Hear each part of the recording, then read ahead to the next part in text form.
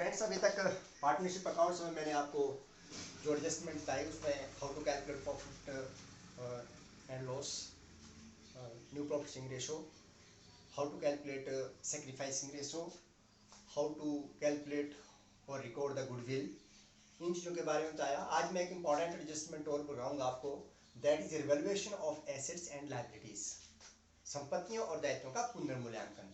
आपको पता है कि जब जो भी बैलेंस शीट होती है उसमें जो एसेट और लायबिलिटी दिखाई जाती है किसी भी फर्म की या किसी भी व्यवसाय की, वो ऐतिहासिक मूल्यों में, हिस्टोरिकल कॉस्ट में दिखाई जाती है, जबकि संपत्तियों और दायित्वों के मूल्यों में जो मार्केट में परिवर्तन होते रहते हैं, तो जो परिवर्तन होते हैं उनको नहीं दिखाया जाता है। लेकिन जब भी नया साधा प्रवेश करता है, तो वो चाहेगा कि उसके प्रवेश से ठीक पहले, क्योंकि जब भी एडमिशन होती है, नया साधा प्रवेश करता है, तो वो संपत्तियों और दायित्वों में हिस्सेदार बन जाता है। तो उसके प्रवेश से पहले वो चाहेगा कि जो संपत्तियां और दायित्व हैं वो सही मूल्य में दिखाई जाए। और इसी तरह से जो पुराने साझेदार हैं वो भी चाहते हैं कि संपत्तियों को रिवाइज वैल्यू में दिखाया जाए, ताकि उससे होने वाला जो प्रॉफिट लॉस है वो उसको स्वयं सहन करे। तो इस तरह से संपत्तियों और दायित्वों का पुनर्मूल्यांकन किया जाता है। और इससे जो लाभ होता है या हानि होती है उससे पुराने साझेदारों के पूंजी खातों में ट्रांसफर किया जाता है।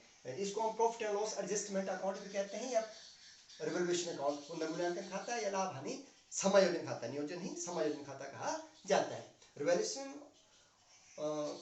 account is account to make adjustment in the value of asset and liabilities at the time of admission। जब भी नया साधा प्रवेश करते हैं तो उस समय संपत्तियों और दायित्वों के मूल्यांकन करने के लिए जो खाता बनाया जाता है उसको पुनर्मूल्यांकन खाता कहा जाता है। सिंपल से अगर मैं इसको कहूँ, इसके लिए आप एक रिवैल्यूएशन अकाउंट बनाएंगे, उसका फॉर्मेट मैं आपको बताता हूँ।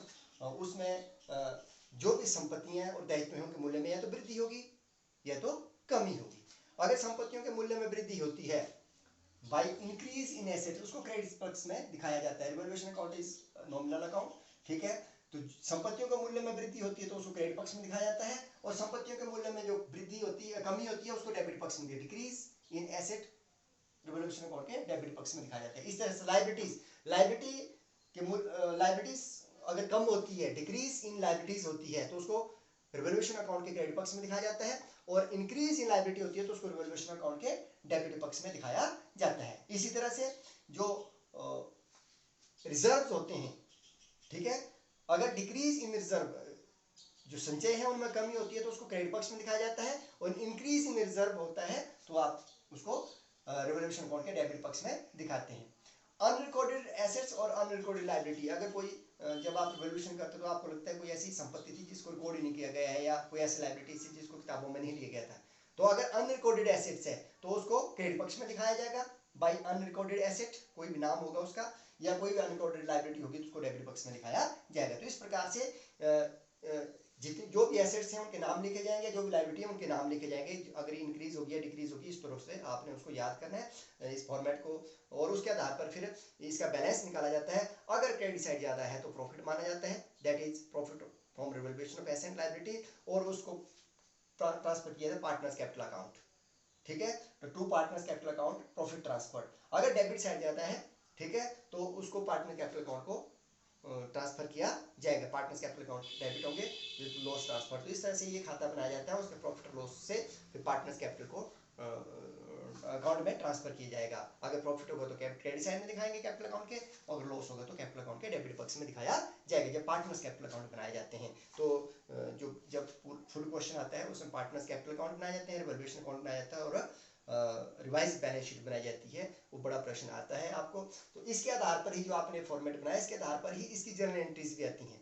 जर्नल एंट्री में आपको पता है, जैसे इंक्रीज इन एसेट्स क्या हो रहा है, रिवैल्यूएशन अकाउंट क्रेडिट हो रहा है, तो asset account debit to revaluation account entry पड़ेगी। जो एसेट्स जिसमें वृद्धि हुई है उनको डेबिट किया जाएगा, जैसे फर्नीचर में वृद्धि तो furniture account debit to revaluation account, ठीक है, machinery account debit to revaluation. अगर उनके मूल्य में कमी है तो revaluation account debit to particular asset, उनको क्रेडिट कर दिया जाएगा। मतलब इसी अकाउंट से हम इसकी एंट्री ले सकते हैं। इसी तरह से लायबिलिटी में वृद्धि होती है तो रिवैल्यूएशन अकाउंट टू लायबिलिटीज, जो भी लायबिलिटी होगी जैसे सन्ड्री क्रेडिटर को क्रेडिट किया जाएगा। और अगर इसमें डिक्रीज होती है, ठीक है, तो liabilities account debit to revaluation account. इसी तरह से रिजर्व में वृद्धि होती है, ठीक है, तो revolution account debit to reserve, और रिजर्व में कमी होती है तो reserve account debit to revolution. Unrecorded asset है, ठीक है, तो अनरिकॉर्डेड एसेट जो पर्टिकुलर एसेट होगी उसका नाम लिखा जाएगा टू रिवोल्यूशन अकाउंट, और अनरिकॉर्डेड लायबिलिटी तो रिवोल्यूशन अकाउंट डेबिट टू जो भी लायबिलिटी होगी उसका नाम लिखा जाएगा। इसी तरह से प्रॉफिट और लॉस के लिए एंट्री होती है। अगर प्रॉफिट होता है तो आपको पता है प्रॉफिट को कहाँ दिखाते हैं, रिवोल्यूशन अकाउंट के डेबिट पक्ष में, पार्टनर्स कैपिटल अकाउंट को क्रेडिट किया जाएगा। Revolution account debit to partners capital account, उनके पूंजी खातों को क्रेडिट पक्ष में दिखाया जाएगा बाय रिवोल्यूशन, जो प्रॉफिट होगा उसको, ठीक है। तो being profit transfer to partners capital account in their old ratio, ये जो प्रॉफिट और लॉस होता है वो ओल्ड रेशो में ही ट्रांसफर किया जाता है। इसी तरह अगर लॉस होता है, ठीक है, तो आपको पता है पार्टनर्स कैपिटल अकाउंट डेबिट हो जाएंगे लॉस से, क्योंकि प्रॉफिट्स क्रेडिट होंगे तो लॉस से डेबिट होंगे। Partners capital account debit to revolution account, ये एंट्री पड़ेगी, ठीक है ना। Being loss transfer to old partners capital account in their old profiting ratio. तो इस तरह से हमने ये एडजस्टमेंट करनी है और इसकी एंट्रीज भी आप दे सकते हैं। तो हम रिवोल्यूशन अकाउंट बनाएंगे और उसके बाद आपको पता चलेगा जब हम न्यूमेरिकल करेंगे कि किस तरह से इसको किया जाता है।